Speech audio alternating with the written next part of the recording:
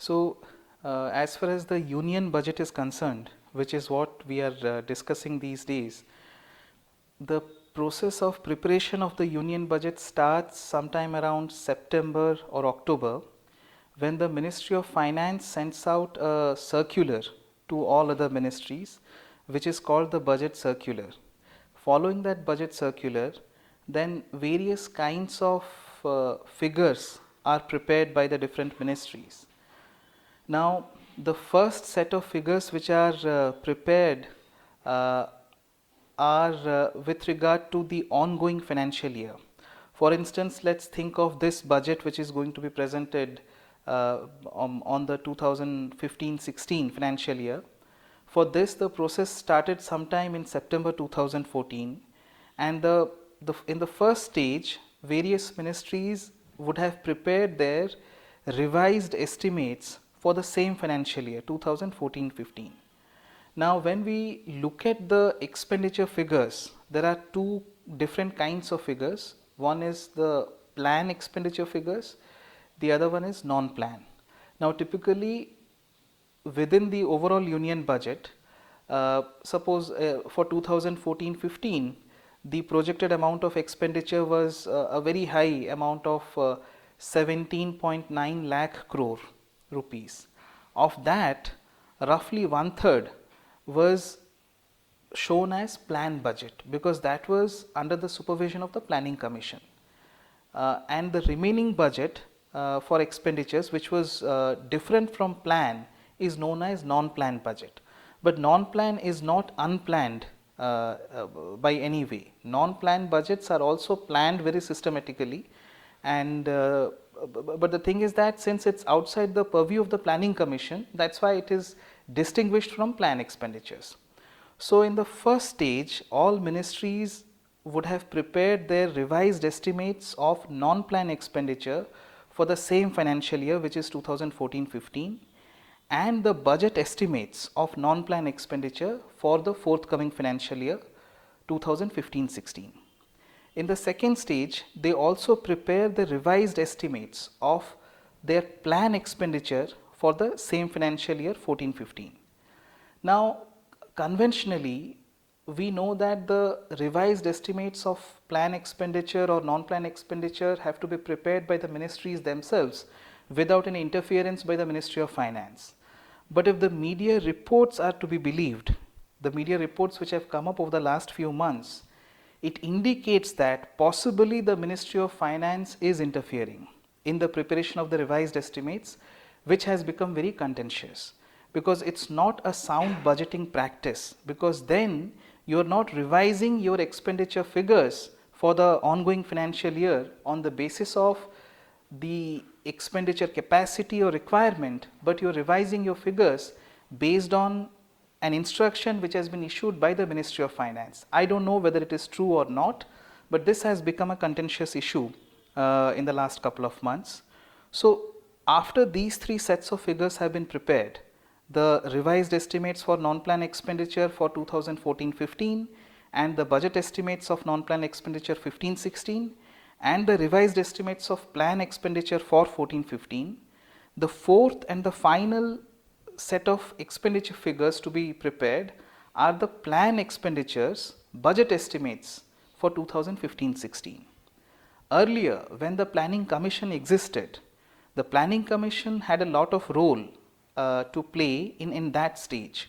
So, the planning commission and the Ministry of Finance together would decide what would be the magnitude or size of the planned budget for the forthcoming financial year, say 15-16. They would also look at the expenditure priorities and requirements in different sectors, and accordingly they would convey it to various line ministries. Typically, people think that the line ministries would try to cost their proposed initiatives, and a budget would be prepared in a very bottom-up process, and then that budget would be approved or whatever by the Ministry of Finance. Unfortunately, in practice, it doesn't happen that way. In practice, the Ministry of Finance and the Planning Commission, they first take a call on how much resources can be provided overall, and from that how much resources are to be distributed across different line ministries.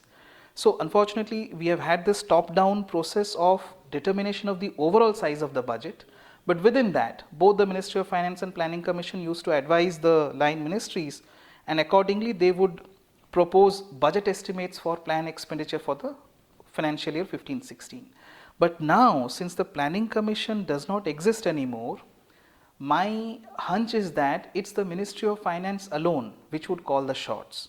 So obviously, after the abolition of the Planning Commission, and since the Niti Aayog had not shaped up until recently, and even now the roles and responsibilities of the Niti Aayog are still evolving, at least for this year's budget, it seems it's the Ministry of Finance in the Union government which would have called the shots as far as the overall size of the budget is concerned for all ministries.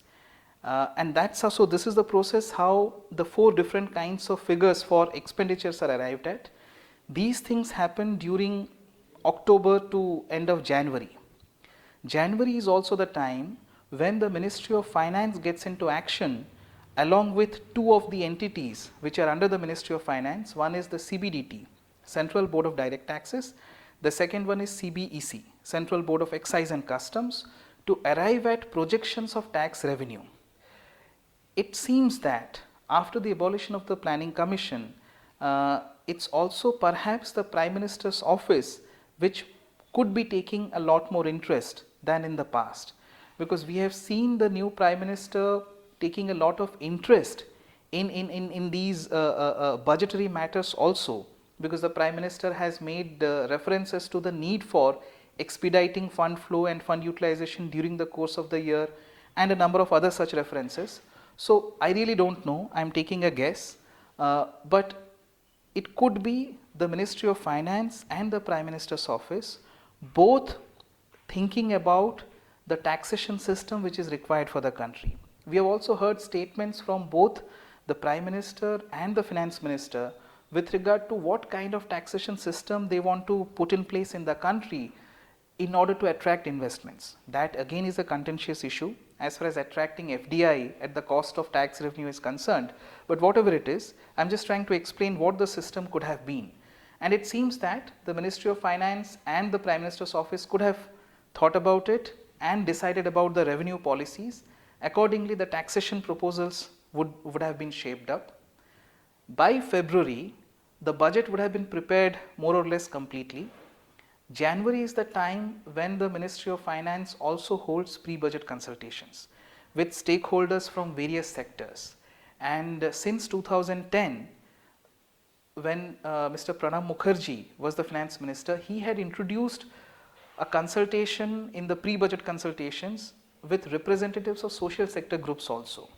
And we welcomed that a lot, and this year also the new Finance Minister has continued with this practice, and they organized a pre-budget consultation with groups representing social sector issues on the 8th of January.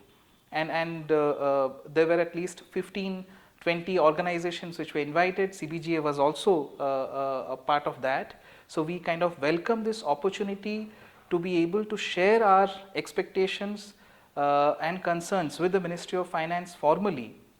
But if you look at the timing of the pre-budget consultations, there is an issue. As I said, by mid-January, the expenditure budgets are decided to a large extent, if not entirely. So if a certain group of stakeholders wants to influence the taxation proposals, there is still time, I mean perhaps there is still time to influence the taxation decisions in the budget when you are making a submission, when you are talking to the Ministry of Finance in January. But as far as influencing the expenditure decisions are concerned, I think January is too late. That's why civil society organizations like CBGA have been urging the government, particularly the Ministry of Finance, to think of changing the schedule of the pre-budget consultations in terms of advancing those to maybe November or early December, so that we can actually influence the expenditure priorities of the government through our submissions and arguments and all, whatever it is. So but all said and done, I mean, this is certainly welcome. I mean, we do welcome this opportunity which we are getting to talk to the Ministry of Finance formally during the pre-budget consultations. All the pre-budget consultations are held during the first 2-3 weeks of January. In February, the Ministry of Finance prepares the overall budget and then they have to present it to the Union Cabinet. Once the Union Cabinet has approved it, then the Ministry of Finance, then the Finance Minister can present it before Parliament. Typically, the budget used to be presented on the last working day of the month of February. So it's actually not the last day of the month of February, as is going to happen this year, but it's actually used to be the last working day of the month of February. But this time, so Saturday is also going to be a working day because they're going to present the budget that day. So 28th of February, the budget would be presented, but the budget doesn't get approved automatically.